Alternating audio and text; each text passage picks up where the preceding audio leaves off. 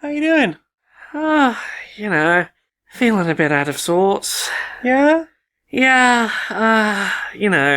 kind of been feeling like the vastness of the wide ocean smashing into the coastal sands. Oh, you sure?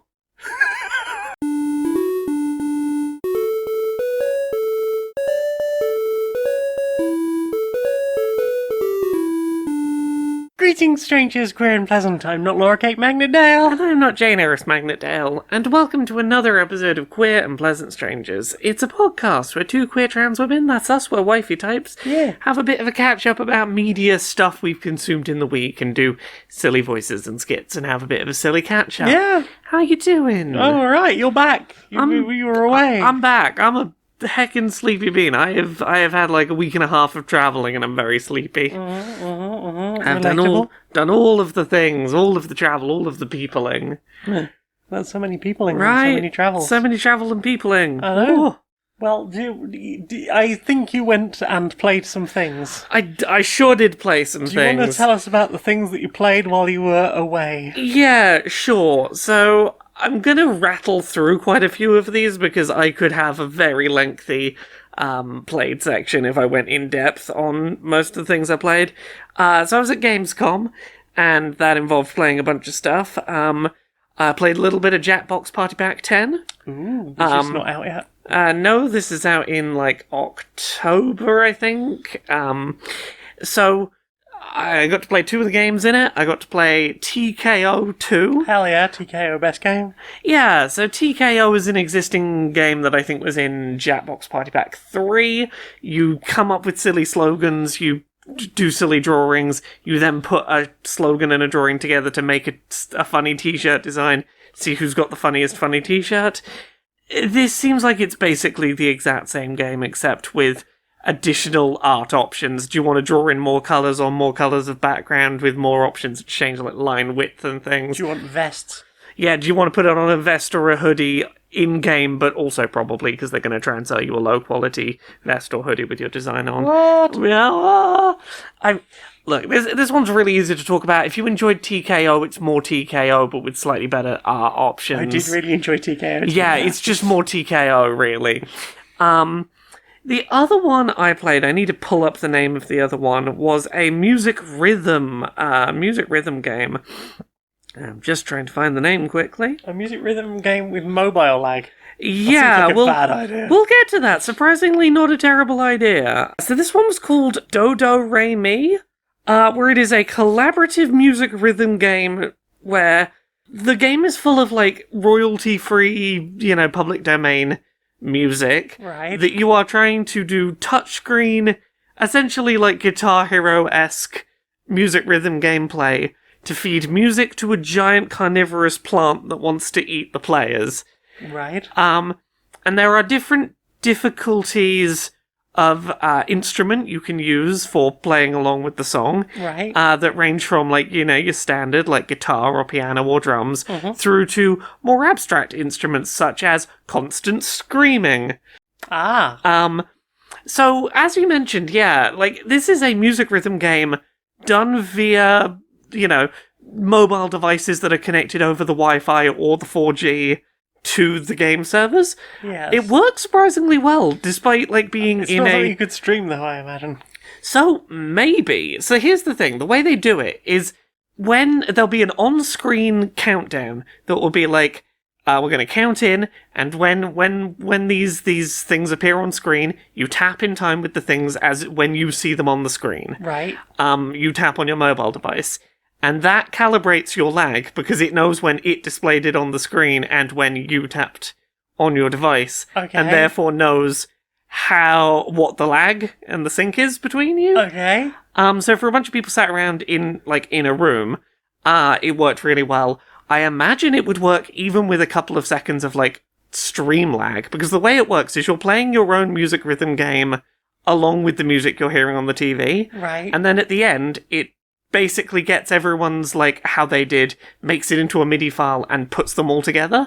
And then on the TV, you see your group's performance and hear what the song sounds like now that you all played it. Oh my. So let's say someone was watching someone was taking part and watching your Twitch stream with like a 3-second delay.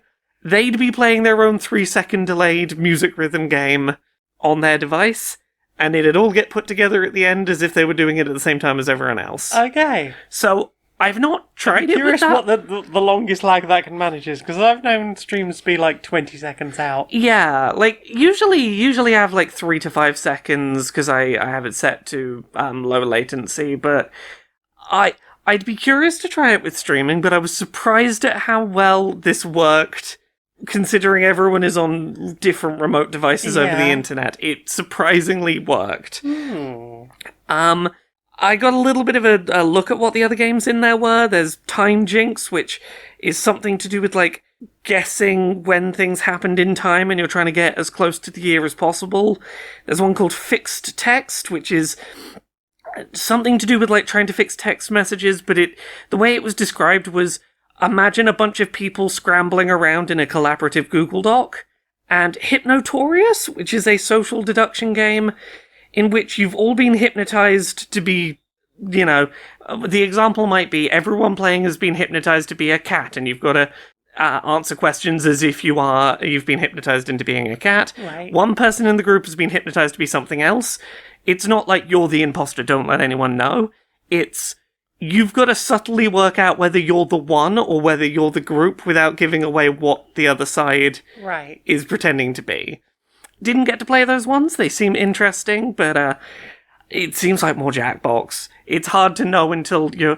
Like, a convention center where you're playing with the developers is not the ideal setting for working out whether a Jackbox game is fun or not. Yeah, that's fair. Like, you play very differently with corporate people that you're having a meeting with than I might perhaps with friends who I know where their comedy line lies. Yeah, so Jackbox 10. I need to move a bit more swiftly through these, I think. Yep. I played some Sonic Superstars, which is the new 2D side-scrolling Sonic game. It very much plays like classic old Sonic games in terms of, like, no big overarching gimmick. It's generally just classic 2D platforming Sonic levels. Yeah. Plays really nicely. It feels very reminiscent of what people like about the old classic ones. There's little gimmicks and changes in there, but they don't feel too obtrusive. They feel very much peppered in, like, just a little bit to modernize things.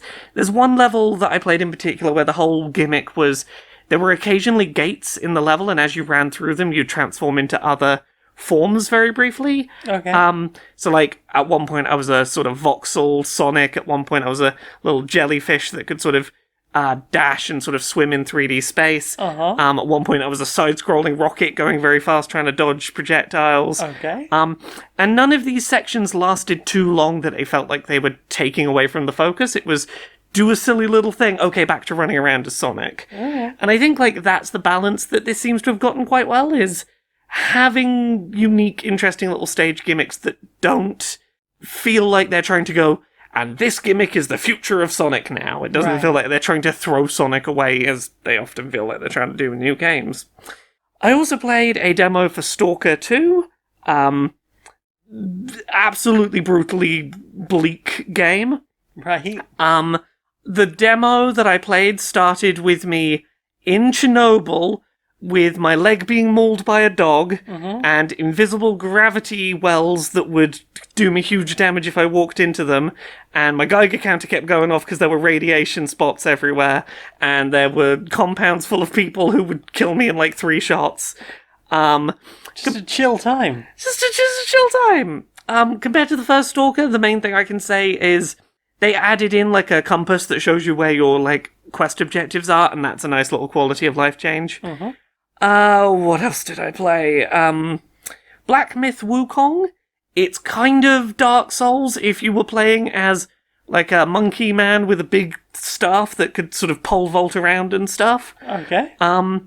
There's 3 different like styles that are essentially like you press a D-pad direction and you basically change what your heavy and light attack buttons do. Okay. Sort of on the fly mid combo.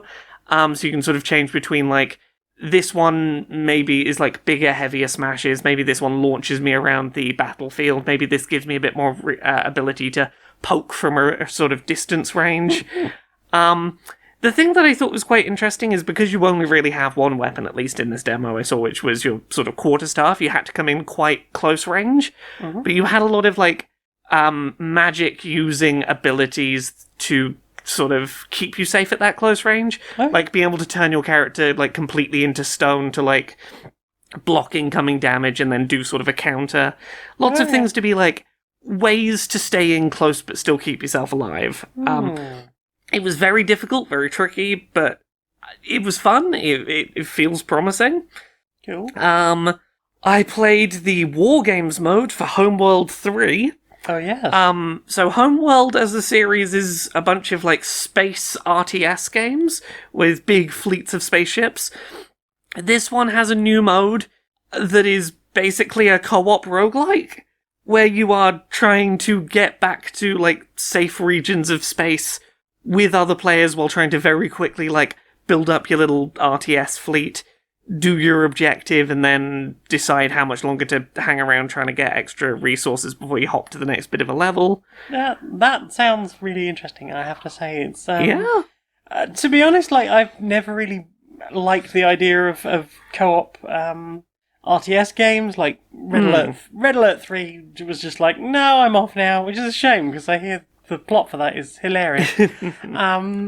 But, like, the way you described it sort of generally as like the whole roguelike thing really fascinated me, so I am curious to see what they do with it. Yeah, the thing I kept thinking about when I was playing that, and this is going to be a weird comparison, but I promise it'll make sense, is it made me think about, like, playing, say, Tetris 99. Okay. In that it felt like that whole thing of, oh, you've taken a genre, in Tetris 99's case, like Battle Royale, and just applied it to a genre that we don't usually see it applied with. Yes. And I had a similar feeling here going, RTS and roguelike are not two things I've seen really done together.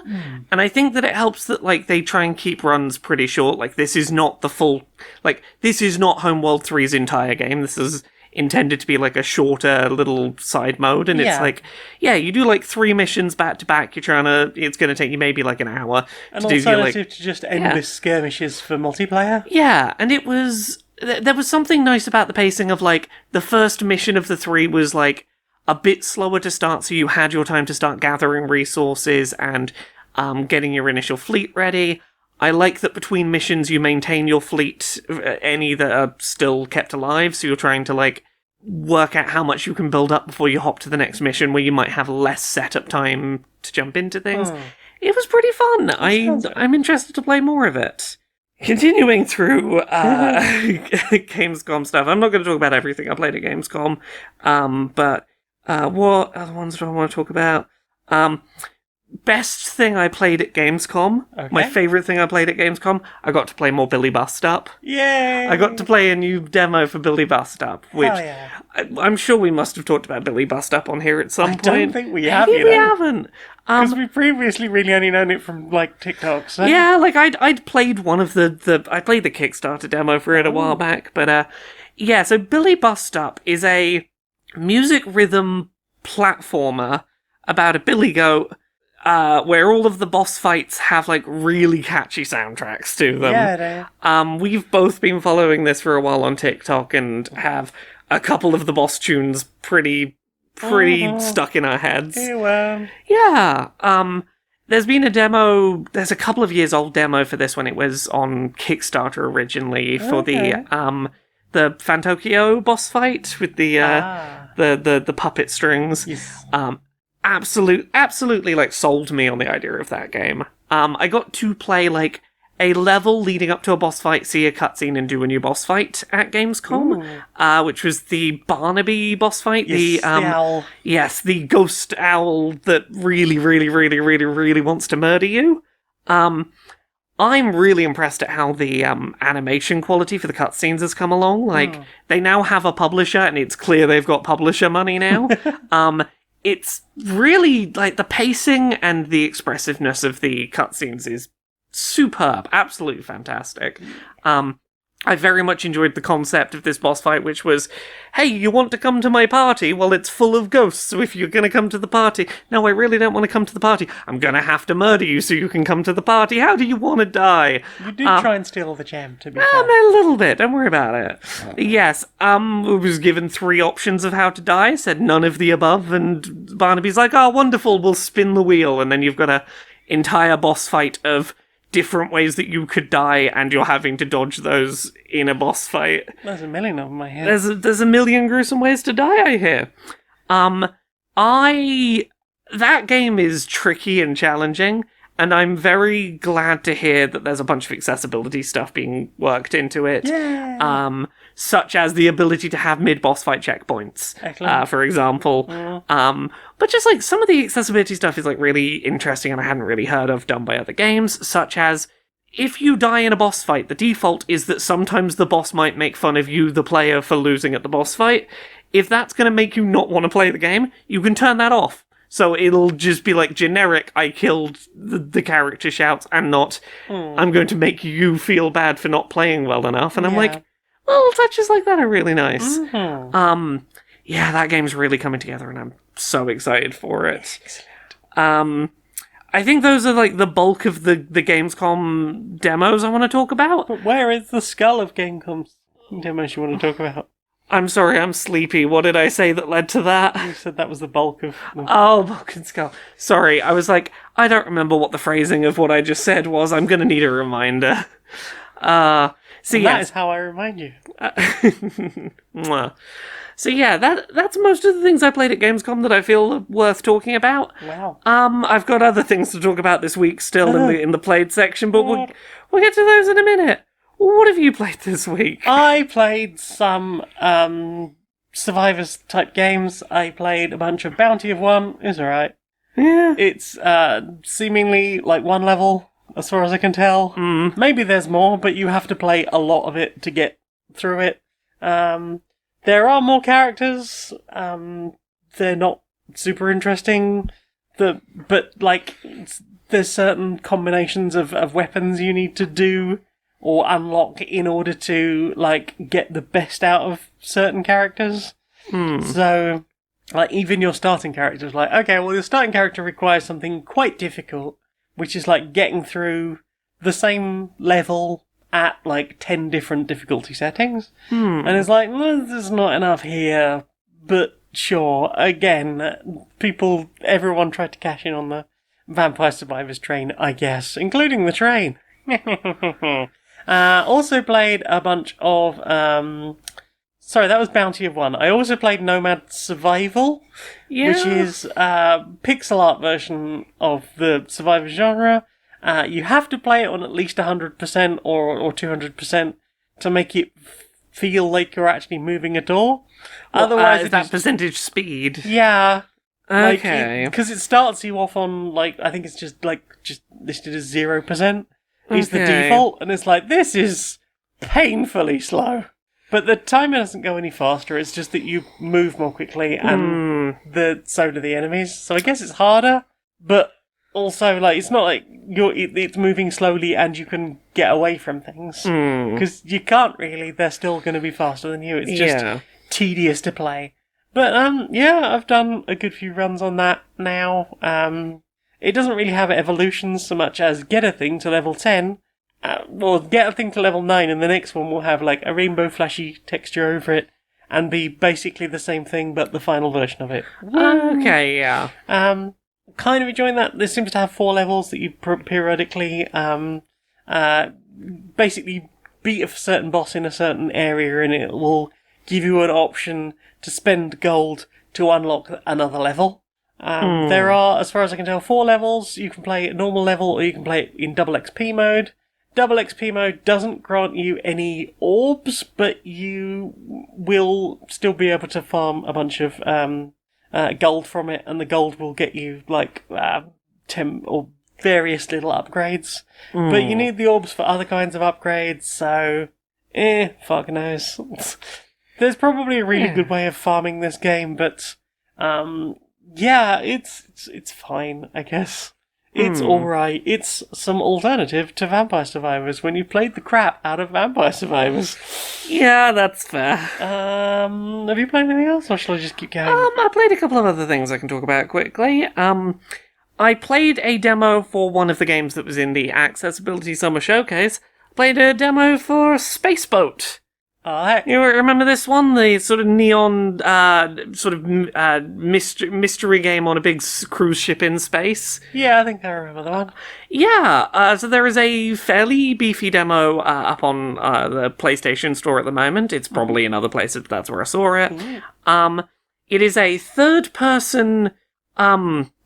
The best way I would describe the gameplay loop is being very similar to like a point-and-click adventure game, in that it's very much that sort of, this person needs this thing, and now I'm trying to find, well, you've got that, but I need to find a way of getting that object from this to... Lock and key puzzles. Yeah, it's very lock and key puzzles, but it's lock and key puzzles under the veneer of a game that is very, very, very, very, very aware of the terrible monetization of video games. And Okay. maybe there's other... The demo was largely centered around characters that were very much parodies of the terrible state of monetization of video games, from Pre-Order Earl, who pre-ordered their ticket for the big cruise ship that they're trying to get onto the second that pre-orders were available, and then kind of regretted it because they pre-ordered before they actually knew the specifics of what their pre-order tier was going to mean and what they were actually going to get, and were kind of locked into that, and that sucked. Or, I forget the character's name, Premium Dale, who is hanging out behind he is a whale hanging out behind a literal paywall, who refuses to give you access to the any of the premium assets. Right. It's a lot of this mixed in with some frankly fascinating and bizarre alien designs that there's something very Muppety about them. Excellent. These alien designs. I very much enjoy the character designs. The writing is... It's a little cheesy in places, but it really hits a soft spot of something I find it very charming.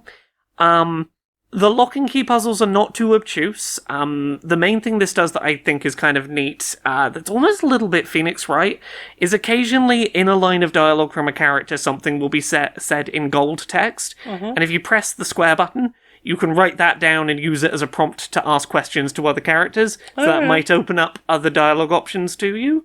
And that's a neat little mechanic that I think works well for this sort of like, I'm being an investigator kind of role. Yeah.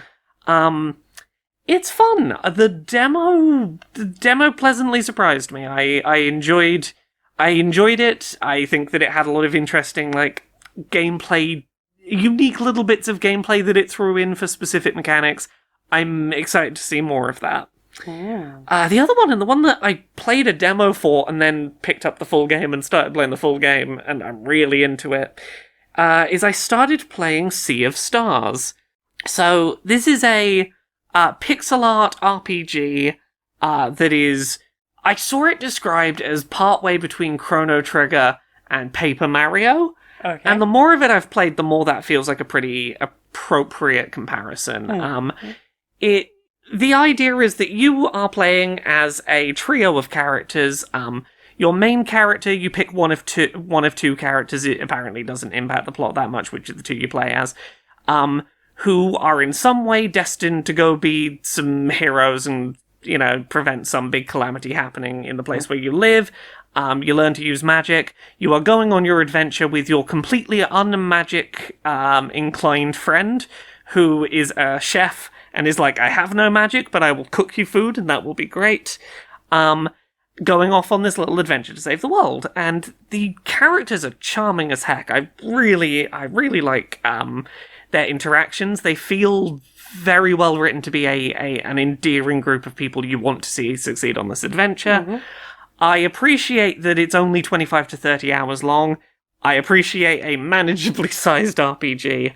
But the thing that's really got me hooked is the combat system. So, I'm trying to work out how to explain this as simply as possible, because it is really simple, but there's a few different things going on. You've got regular attacks, every time you do a regular, just do an attack, it refills your magic bar. You've got special skills you can spend magic points on, but you can do regular attacks to build that meter back up automatically. Yeah. It does the sort of Paper Mario thing of, if you hit a button at the same time as your attack lands, you can maybe do extra hits and things like that, or extra damage. You can reduce incoming damage by pressing a button in time with when things come in for you. Yeah. There's accessibility stuff to increase the acceptable window for those. But the game is very much like, the difficulty is not balanced expecting you to 100% of the time get those blocks and get those hits in. They should be thought of as a nice bonus rather than a thing that you're failing if you're not doing every single time the option comes up. Right. And I like that the game's really explicit about that. The other little gimmick that they have... there's a couple of other little gimmicks to the combat system that are really interesting. One is, when you do regular attacks, you just hit an enemy, they drop little sort of orbs that you can absorb into a character to make the next attack they do be more powerful, deal extra elemental damage, do more of what it's useful at doing. So, like, you could make a healing spell heal more damage than usual by absorbing up these sort of orbs you've knocked out of enemies. And sort of deciding when to use those as a little tactical thing that's really nice. But the other thing that I really enjoy is that when enemies are going to attack you with, like, a big special attack that's going to do big damage, you've got a couple of turns warning that it's going to happen, and you will see some icons above that enemy's head. If in the number of turns you have available, you can hit them with attacks that correspond to the icons above their head, you stop them doing that attack entirely. They just don't get a turn that turn, they don't get to do their big attack they were winding up. And that sort of forces you to strategize and, like, use more of your moveset than you might naturally use, and not just go, what deals the most damage on paper, just spam that. And trying to go, okay, I've got 3 turns, well, I've got to get 2 sword icons, so if I get that character and I successfully hit the prompt so I can hit them twice for 1 attack turn, that'll get both the sword icons, and working out how to minimize the big attacks coming in at you is a nice little puzzle that I think, like, adds a lot to that combat system. It's a really fun little RPG so far. I've been really hooked on it. It is on various platforms. I've been playing it on Switch. It runs really nicely on Switch. Visually gorgeous. It reminds me at times of, like, Golden Sun, the Game Boy Advance RPG that I really enjoyed back in the day. It's really neat. I'm very excited to see where it's going. Yay.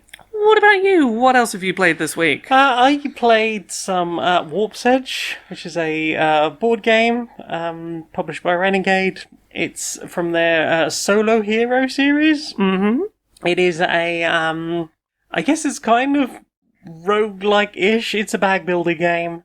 You are basically a lone starship.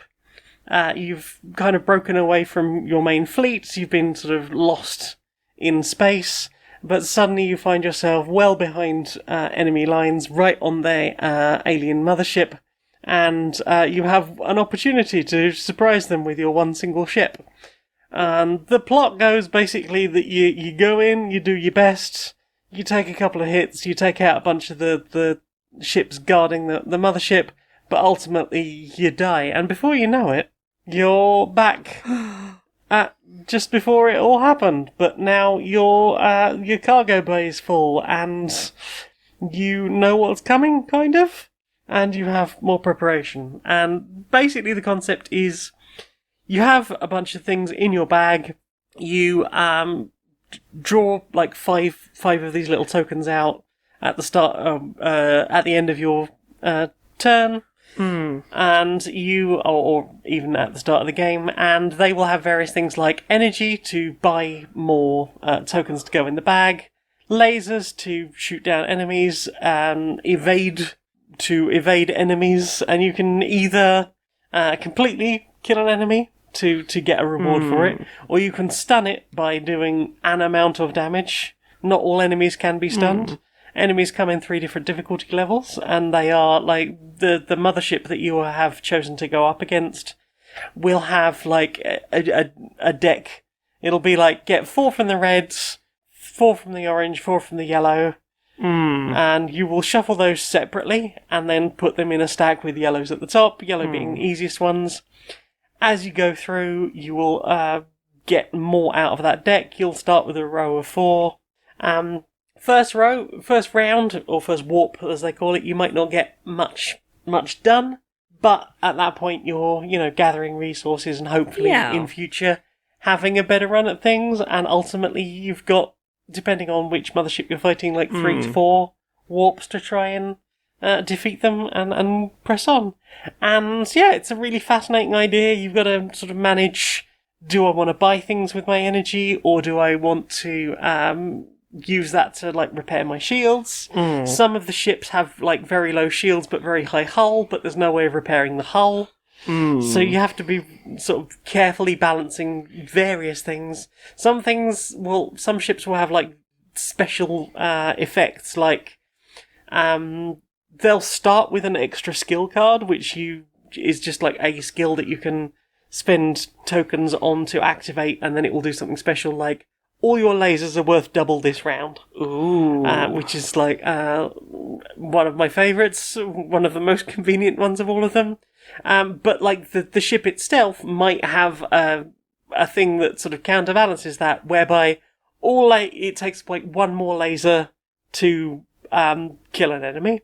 You might also get enemies that bolster each other, if there are a certain number of or any of a particular faction on the board, then that ship does extra damage depending on how many of those there are.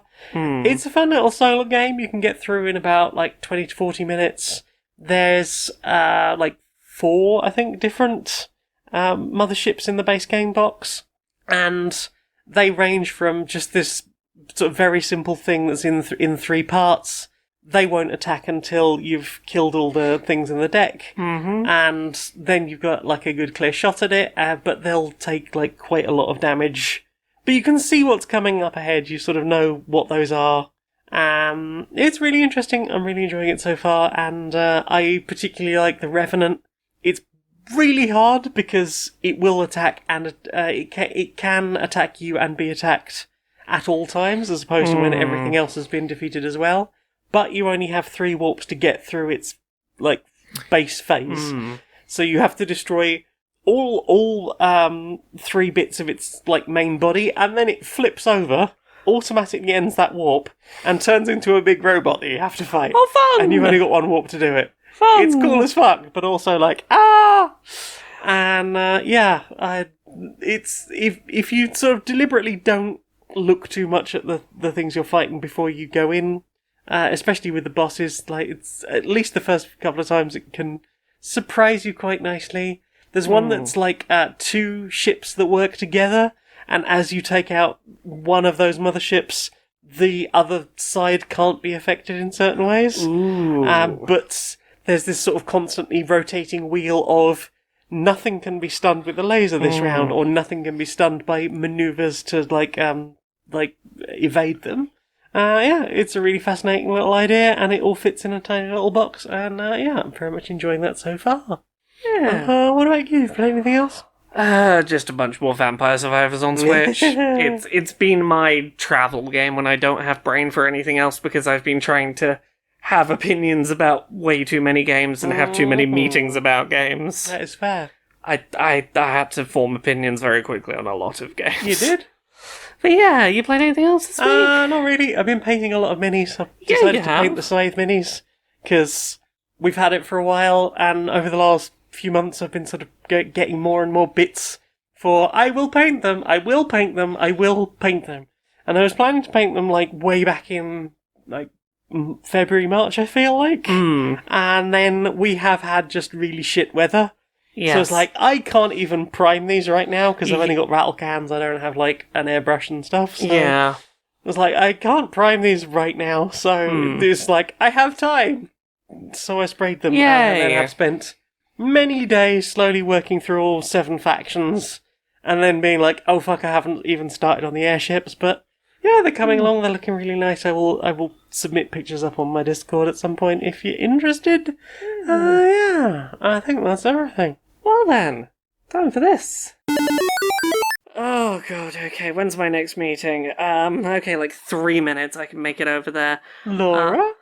Oh, hey! Hey, how's it going? Oh, it's... You here for all the press stuff? Yeah, I'm here for all the press stuff. Yeah. It's been... Oh god, it's been what, like 3 years since... Yeah, it's been 3 years. Yeah. Ready? Oh, 3, God. 2, 1. So yeah, I've been doing a whole bunch of journalism stuff, and I did some consulting work, and I've been doing some I've got review stuff. a couple of books going on the go. I've had a kid. Yeah. I've got a new goldfish. Yeah. The goldfish is called Jeremy. I don't know that's really lovely. why I went with got a that. new That's cat, lovely. and you got married. Anyway, I've got to go. Yeah, It was running late lovely to to the see you. meeting. Thanks. Bye.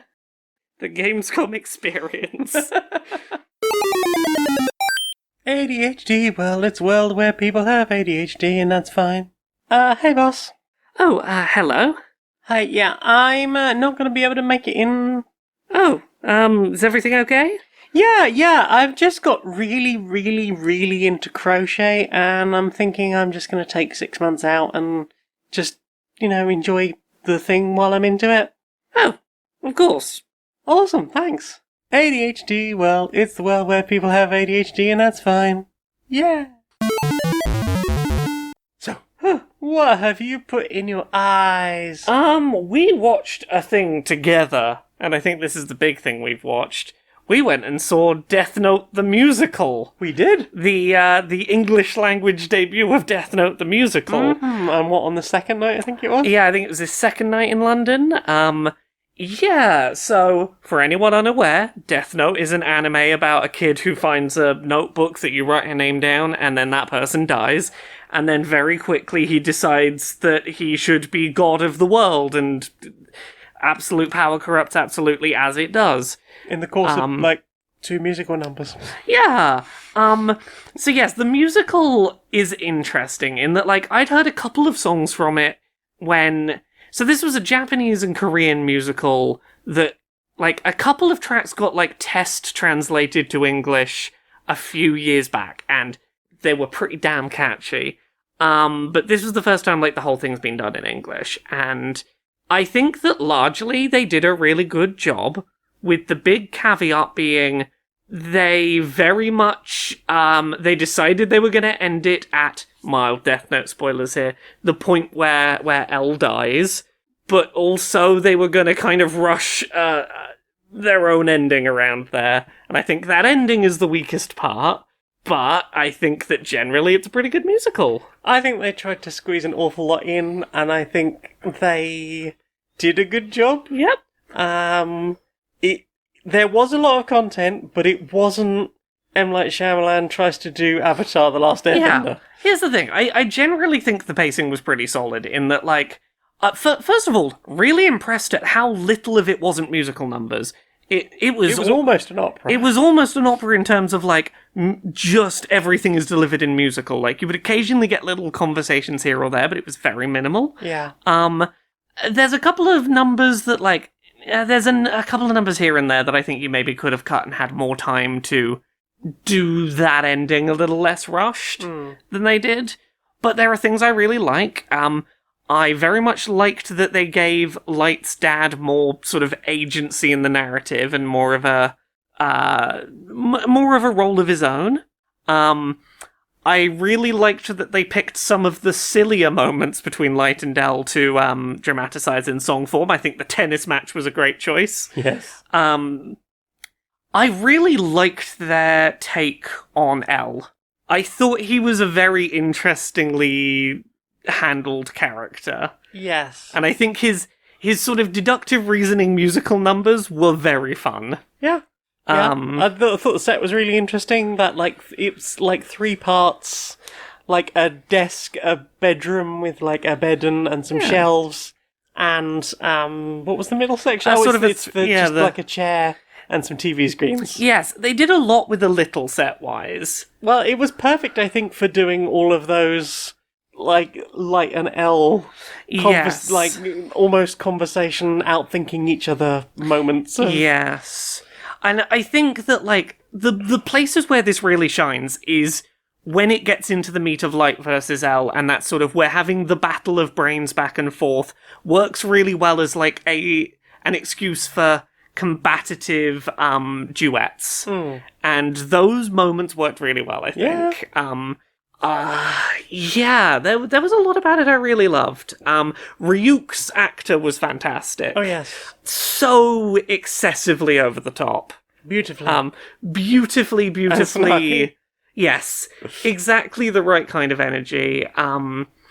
Yes, there's been a few musical numbers from this that I've like gone back and listened to since and been like, oh, that was really damn good. Mm-hmm. The one I keep thinking about is where that one where Elle is singing about his current theories about who Kira might be, and then in the middle of the song, and he turns to the police chief and is like, "But if I had to guess who Kira is right now, I would guess that he's your son." And it's like, oh shit, Shit, son. yeah. Honestly, the ending felt a bit rushed, but given how much they tried to... I mean, how much more lead up could you have to it at this point? Because, like, the whole thing has been, they've been, like, there's been a lot of deaths. They've called Ellen. Well, There's... My issue with it, I think, is that... Some of the things they kept in from the anime are clear lead-ups to certain narrative points that they were building up to a thing that the musical just didn't do. Right. And there's that kind of impacted my view of the pacing. Mm-hmm. Like, because like there's no explanation really as to how do I put this? Toward the end, you know, there's that whole moment where Misa sees Elle's name with the eyes, and then he's like, actually, I've worked out that she's the second Kira, and I've got her. That all builds up to an entire arc of the anime that just here does not happen, and it's like, no, actually, Rem just sorted it, don't worry about it. We're in the final confrontation now. Like, there's a lot of, like, the building up of Misa's importance, and then that just kind of stops before it has a chance. And maybe that part of this is I was reading through the program, and like they had images from stuff from the first half of the anime that are really good pivotal moments that just aren't in the musical. Like the moment. Sorry, going on a bit of a tangent about Death Note. There's a point toward the end of that like first L arc where Misa and Light don't remember that they are Kira. And Light's dad pulls a gun on Light to basically be like, if you are Kira, like, you're probably going to kill me for this, but I need to know you're not Kira. Like, that whole thing, just not present, and I'm like, I get it, it's not super pivotal, but it felt a bit abrupt when suddenly it was the final confrontation, when largely they'd sort of beat for beated most of the rest of the story. I think it probably helps that I haven't seen the anime That's fair. in a really long time, Yeah. and I wasn't paying a huge amount of attention to it when I did. It was one of those things I put on while I was doing other things. Yes. And I did stop around the point the musical ends as well, because I don't know, I just felt like I didn't need more story at that point. I was like, it felt like the whole story had been about those two, and like you've said to me that I need to give it another chance. I mean, you don't need to, but I think that because there is interesting story still to be told. Yes. Well, what I will say, I think the musical ended on. If you're not going to do that final act after Elle dies of the story, you have to find some way for the musical to end with Elle dies, but Light gets his comeuppance. Right. Like his, I flew too close to the sun. Walter White getting shot at the end of Breaking Bad or whatever. You've got to have that moment, and I think they found a way to make that happen. Like it wasn't a bad way of hitting the narrative beats they needed to end on. Musical numbers were great. Yep. Did a really good job with like using that minimal single set. Yep.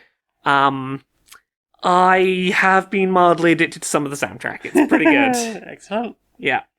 Death Note the Musical. Yeah, it was real good. Yeah. What about you? You watched anything else this week? No, that was the thing I listed. That was the only thing. I apologise for stealing your one thing. Well, it was our thing. Yeah. If anything, I was surprised you hadn't listed it, but you did immediately leave the theatre and go to Germany. Yeah, in my defence, the last 2 weeks have been a blur. I forget what happened when. Yeah. I watched a couple of. I've watched some YouTube while I was traveling. I can mention a couple of videos I watched that were maybe worth checking out. I watched Plays That Forced Magic the Gathering Rules Changes by the YouTube channel MTG Goldfish. That was about a bunch of times that the rules of Magic the Gathering were forced to change due to usually people being real little shits at tournament level and in the Magic community. yeah, well, so I never. fun fact, tournament level Yu-Gi-Oh has a rule written into the rulebook that is about the spirit of sportsmanship and the rules as intended, and you can get like disciplined in a tournament for trying to, like, rules lawyer a player out of a win. Right. For, like, trying to get a judge over and go, well, technically that's not correct, you should take away their win. Like, you can get sanctioned for doing that. They're like, no, you clearly know what is intended, don't try and, like, rules lawyer someone out of points. Okay. Magic the Gathering does not have this, and it has led to some bullshit. One example, I don't remember the names of any of these fucking cards, so forgive me. One of them was about, there is a card, I think it's called Pithing Needle, and when you play it, you declare the name of a card, and your opponent cannot play that card while Pithing Needle's out. And this was like game 3 in a tournament, and it was very clear what the card was he was trying to Pithing Needle. He said, like, the first name of the first word of this creature's name. Right. He'd lost to it in the last the last 2 rounds. It was very clearly the intended target of Pithing Needle. It's Right. the thing you've been using against me. And the other person missed. And the other person was like, well, you didn't say the full name of the card. So, Pithing Needle, you said Pithing Needle stops Balrog or whatever. This is Balrog the Impatient. You didn't say that, so Pithing Needle doesn't work. Shit like that. Things like, there was at one point in Magic the Gathering a rule where you had to tap your lands before you played the card. You couldn't put the card down and then tap the lands to pay for it. And someone in the very final round, like the finals of the Big World Championship, had been warned about this twice and had been, like, trying to, like, correct himself on it. Plays the card that is going to win him the World Championship, then starts tapping his lands and gets disqualified from the tournament and denied the winning move because he played the card before the lands. Some things like this. Jeeves to the Jeeves. Where I'm just like, wow, as bad as Yu-Gi-Oh! Sometimes is, I am glad that they have their, the spirit of the rules rule. Wow. Yeah, it was an interesting video, if a little like, oh my god, that's infuriating to watch. Yeah. The other one I watched was a video called Ocarina of Time's Unluckiest Speedrun Trick. Okay. So this was talking about a very specific era of Ocarina of Time speedrunning around 2014, where there was at the time, the current fastest way to speedrun the game, any percent, involved a trick to get a bottle early in the Deku Tree dungeon that you could then use to sort of wrong warp to the end of the game. But there was only like a 1 in 8 chance of this thing successfully happening, like 5 minutes into the run. Right. And you could just get unlucky and like fail that check multiple times, and it created a really unhealthy era in Ocarina of Time speedrunning that sort of culminates in one infamous Summer Games Done Quick, in which someone has been brought on stream to speedrun Ocarina of Time, and has like 15 unsuccessful rolls at this thing happening in a row, and is just like, I cannot change the fact that the odds just aren't working for me today. Yeah. And basically like getting into some stuff about like what is healthy for a game speedrunning community in terms of discovery of new techniques that aren't reliably reproducible. Yeah. So yeah, those were interesting videos to watch. Anything else? Or was that it for you? Deathnote. Oh well, I watched other things, but we can't talk about them. Oh yeah, we're not talking about other things we watched. Hey, support the strikes. Indeed. Support the strikes. Indeed. So yeah, if that's all we've watched, and we're going to talk about, then yeah. Well then, Time for this. hey Laura, Yes. we've got a new sponsor. Oh Oh, tell us who's our new sponsor. Well, do you have terrible interception? I really do.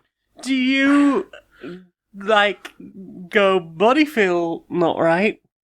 Am I sick? Am I tired? Have I not watered myself today? I'm gonna be honest, I half the time don't realise that body feels wrong and I don't know why until someone asks, a basic question, hey, do you want some dinner?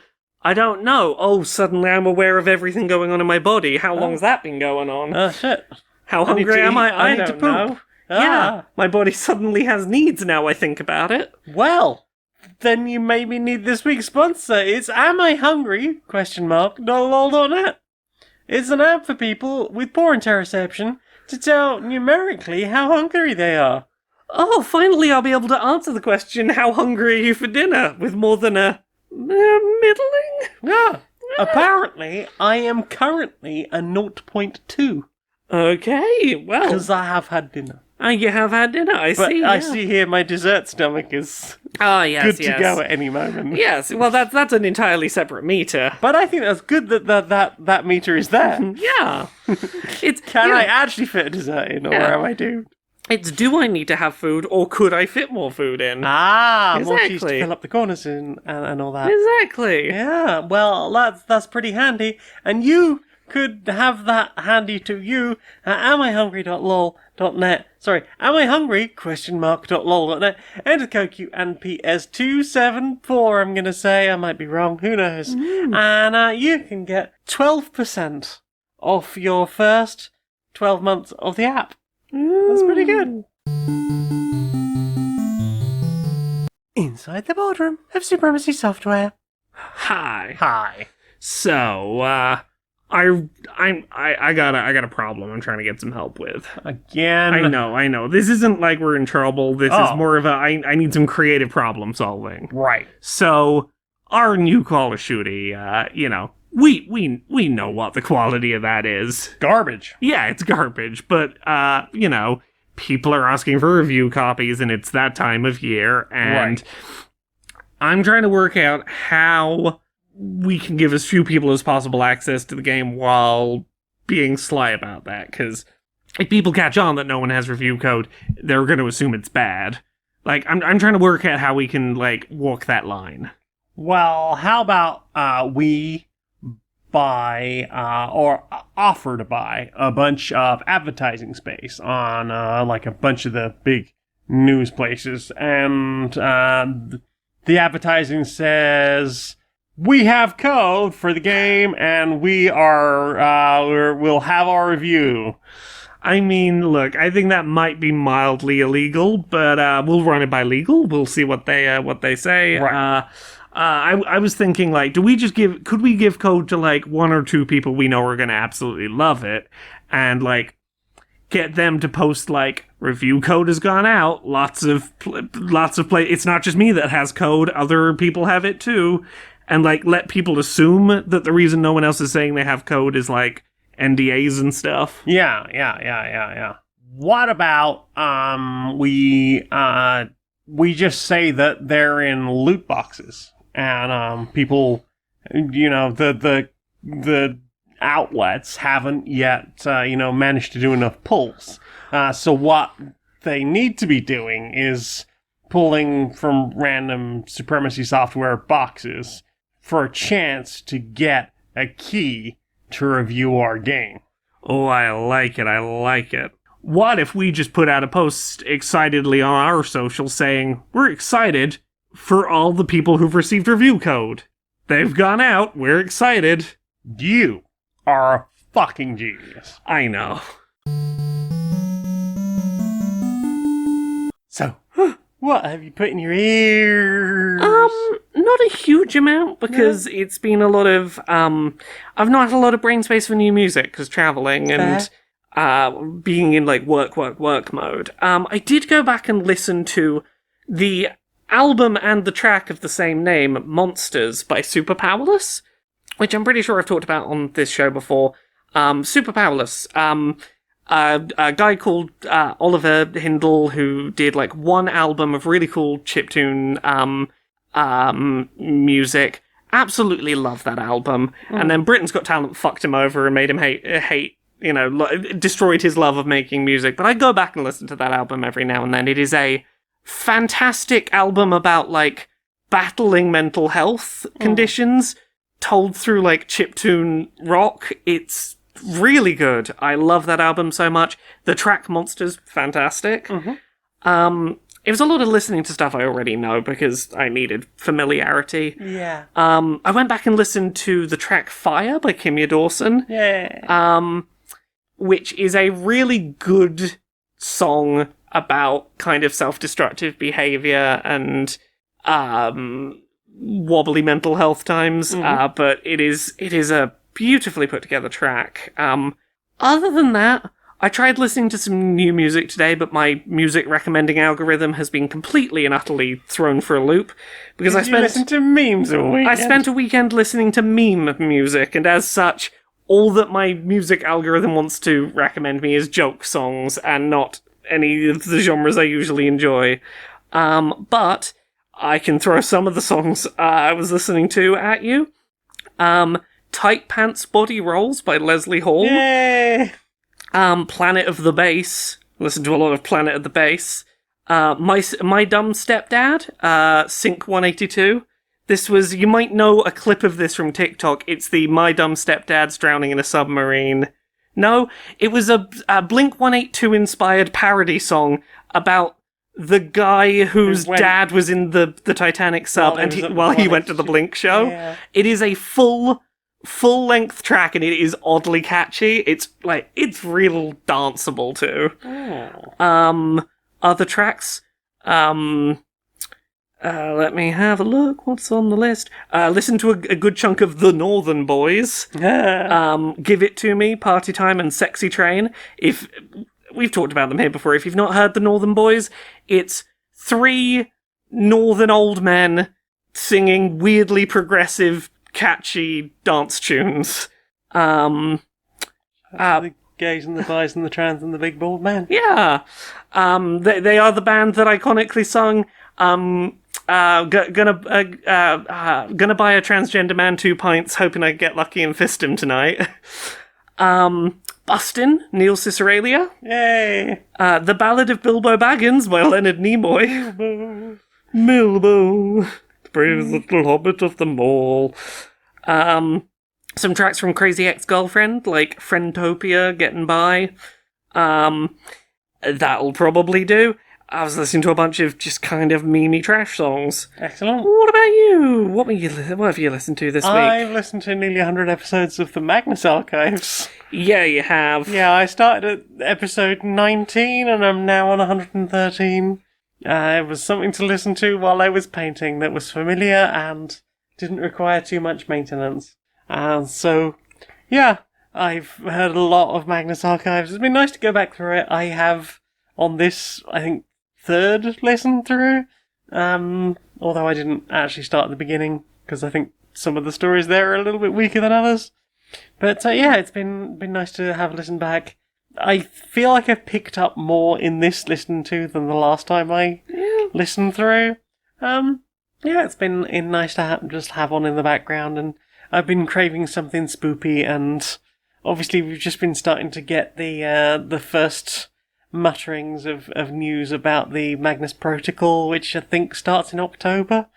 So I'm ready for new content in that universe, maybe, or whatever the fuck this is. We don't actually know. We haven't really been told. We will find out soon. But yeah, it's been nice to get some good old cosmic horror, and it's made me want to write cosmic horror again, and have some ideas for that. Who knows? Maybe I'll think of something interesting to do as an RPGer at some point. But yeah, it's been good to get back to that, especially like later seasons where it goes from being John reading statement after statement week after week, and occasionally little intros and outros featuring other characters, to occasionally just like, here's 3 solid episodes where John does not appear at all. And stuff is going on, and travelling and uncovering all the mysteries, and sort of getting towards the end of season 3, I guess, which is one of my favourite season ends because that story just gets wild in a way I really, really like. So, yeah, no spoilers for 2017, I guess. Whenever that season was out.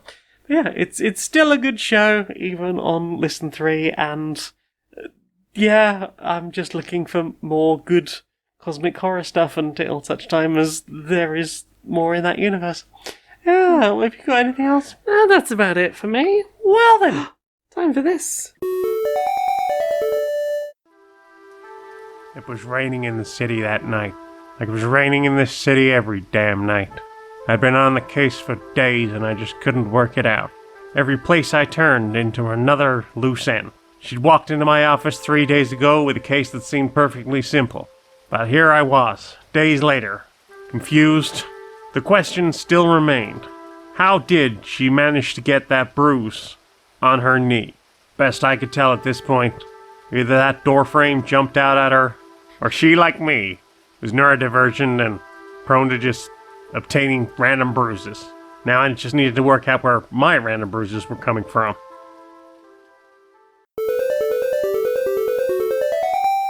are you someone who struggles with social engagements? Mm-hmm. Try our new app, Escape the Room! How does it work? You're at a social engagement, and it's all too much. But you don't feel comfortable enough just telling these people, and, that you have problems with that, and just ducking out. So hit the emergency button on our app, and we'll distract everyone while you make your escape unnoticed. Thanks, Escape the Room. Do you know what I want to see more of? What do you want to see more of? Social Justice Warriors. Social Justice Warriors? Yeah. Right, Harry. Right, Barry. How you doing? Oh, not bad, mate. Not bad, mate.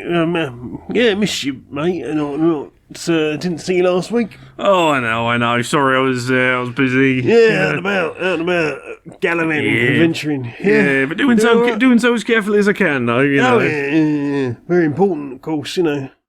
Well, yeah. I don't know if you've seen, but doctors are starting to talk about another wave of COVID doing the rounds. Yeah, I had heard that. Yeah, seems like we might be up for another wave of it doing the rounds. Well, it was hardly surprising. People decided that instead of actually dealing with the thing, they just treat it like it was gone and to hell with the consequences. Indeed, and it's important to remember that, most of us, have access to the ability to get vaccinated now, but that's not a magic cure-all, and it's not, a guarantee of anything, and it still pays to be sensible, to mask where you can, to, if you're unsure, if you think you might have symptoms, to check, and if you do have COVID, to not fucking go anywhere and get anyone else ill, it's important to still be thinking about those, those steps that you can do to minimise risk to yourself and others, Yeah, shitty as it is, of course, because obviously, they took away all the free tests. Yeah. And that's kind of bullshit, to be honest. People still, need to be, careful and checking for themselves and protecting themselves and others and people around them. And it's, made all the harder by the fact that, a lot of places are now charging, £10 for a box of, 3 to 5 tests. And but unfortunately, it's important to be aware, because if you don't know you got it, you can't be, take those extra steps to protect other people. Yeah, absolutely. We are 3.5, nearly 4 years on at this point, and I know people who are still, barely leaving the house because they are. They are so in danger. They are such high risk, and for them, the whole thing has never stopped. A lot of people have, been getting out a little bit more and doing more things. And as far as I can tell, a lot of people just, gave up wearing masks even a couple of years ago. And, there's others who've not been nearly as lucky and are basically still, in full lockdown because, just because some people are going, I got it again this year, and I've not been going out and doing this and that and the other. And then you've got other people who are talking about, the effects that it's seriously damaging people's, lives, people's brains, all sorts of things. Exactly. Long-term effects are pretty horrendous as far as I can tell, especially people who've, got it multiple times. Yeah, like, I recognise it's a privilege that, I'm vaccinated and I'm not immunocompromised and I can, wearing a mask, take the risk of, going outside, but it's still a thing you got to keep be aware of and do what you can with. At the very least, making the effort to wash your hands and being aware of yourself if you are getting any cough symptoms or whatever else. I've people have mocked me and stuff for wearing a mask. And, even up to today. When I'm going out somewhere public, and but I haven't had a serious cold or a serious illness, in the last few years, and I've very much put that down to that I'm not going out unmasked and taking random risks that I don't need to, and I'm careful about what I'm touching if I'm using public transport and stuff like that. Yeah. I've always got my hand sanitizer on me. Yeah. Oh well, we do our best. We do. Thanks, young mate. Yeah.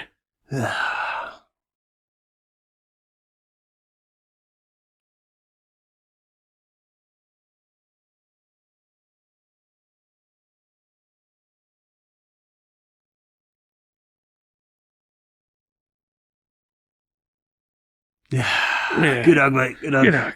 Right, we're going to pop the kettle on. Oh, sounds lovely. Lovely.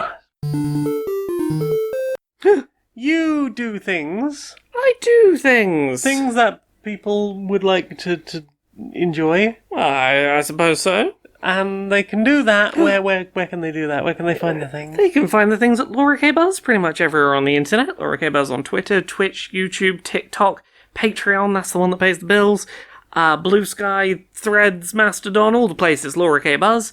If you want to read my game impressions from Gamescom, you can find those on the Epic Games Store. On the news section of the Epic Games Store. That sure is what I've been up to this last week. Just search Laura K. Buzz, you'll find all the stuff I do. What about you? Me? Well, I don't have unified branding, but I do have a link tree. It's linktree.ee/Janiac, Janiac. You can find all the things I do, the t-shirts I design, the music I make, everything. You can help support me at patreon.com/StoneToMonkeyRadio for as little as $1 a month. You can help me do all the things that I do, and it's very much appreciated. And, and I think that's everything. So, Laura, will you sing us out, please, darling? Until next time, be a stranger.